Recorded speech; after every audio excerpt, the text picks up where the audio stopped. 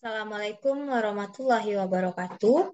Perkenalkan saya Salsa Amanda Putri dengan NIM 21053182 dari kelas Bank dan Lembaga Keuangan dengan dosen pengampu Bapak Dr. Zulafdal SPD MPD. Baiklah, di sini saya akan membahas kasus dari materi pertemuan 1 sampai materi pertemuan 4.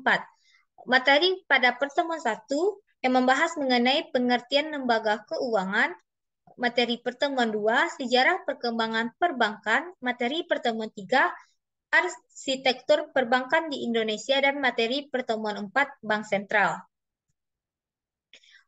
Kasus yang akan saya bahas dari pertemuan 1 sampai 4 tadi ialah pada pertemuan 1 dengan materi pengertian lembaga keuangan, saya akan mengangkat kasus skandal Panama Papers. Pada pertemuan 2 dengan materi sejarah perkembangan perbankan, saya akan mengangkat kasus tindak pidana perbankan di BPR MAMS Bekasi.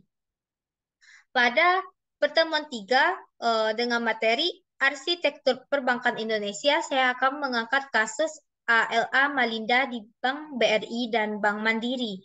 Dan pada pertemuan 4 dengan materi skandal BLBI, saya akan mengangkat dengan materi Bank Sentral, saya akan mengangkat kasus mengenai skandal BLBI.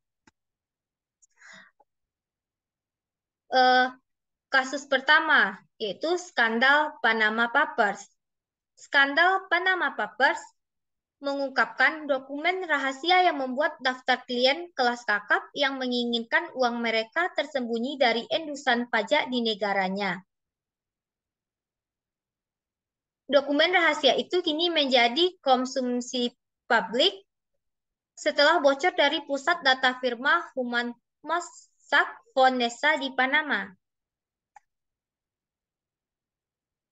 Di dalam 11 juta halaman dokumen itu, terdapat nama-nama politisi, bintang olahraga, dan selebritis yang menyimpan uang di berbagai perusahaan, yaitu perusahaan cangkang yang di luar negeri demi menghindari pajak. Di sejumlah negara, munculnya dokumen Panama Papers menjadi sorotan tersendiri. Pada pertemuan kedua, saya mengangkat kasus tindak pidana perbankan di BPR MAMS Bekasi.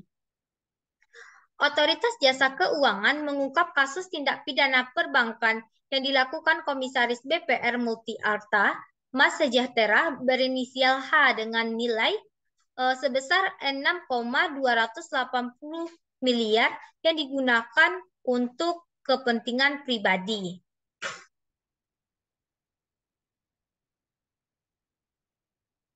Baik, uang sebesar 6,280 miliar tersebut hanya semata digunakan untuk kepentingan pribadi yang berinisial H tersebut.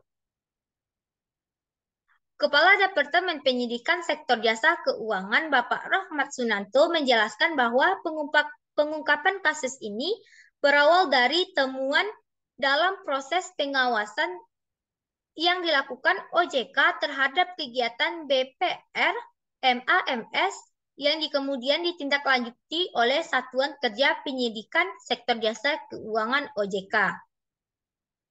Sejumlah tindakan yang penyidikan yang telah dilakukan OJK terhadap kasus ini diantaranya memeriksa 6 orang saksi termasuk pegawai PT BPR MAMS Bekasi. Selanjutnya, menyita barang bukti berupa dokumen kredit dan kelengkapannya dengan penetapan penyitaan dan Pengadilan Negeri Bekasi. Baik, untuk pertemuan 3, saya mengangkat kasus ALA Malinda di BRI dan Mandiri.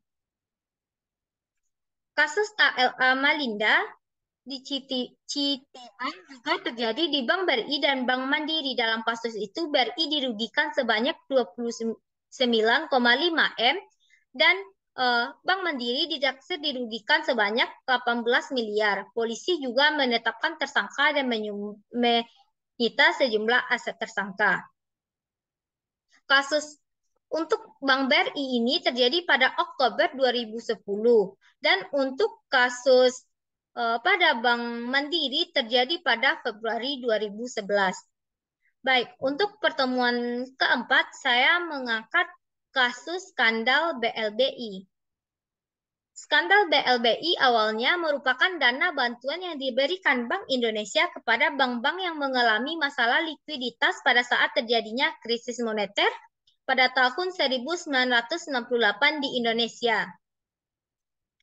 Bantuan ini diberikan berdasarkan perjanjian Indonesia dengan International Monetary Fund (IMF) dalam mengatasi masalah krisis pada Desember 1968. Bank Indonesia menyalurkan dana BLBI sebanyak 147,7 triliun kepada 48 cabang bank. Kasus ini mencuat setelah keluarnya hasil audit Badan Pemeriksaan Keuangan terhadap penggunaan dana BLBI oleh 48 bank tersebut. Baik, sekian yang dapat saya sampaikan. Saya akhiri dengan Assalamualaikum warahmatullahi wabarakatuh.